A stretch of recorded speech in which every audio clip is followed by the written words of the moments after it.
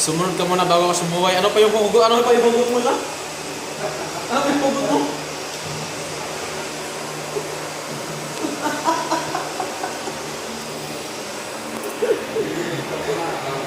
So, wala na naman kami libangan mga idol kasi gawa nung yung boss namin mamaya pabalik doon kasi tapos na kami doon sa kabilang kwarto. Office people, ito naman sa conference room. Ito nakatayo pa, kulang pa yung materialis doon, doon pagkukuha ang live. So, wala na naman kami lingaw kaya ganito naman kami nag-i-istorya kung ano-ano.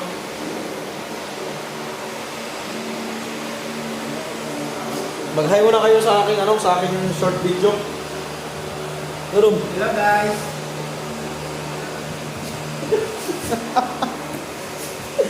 Kabor.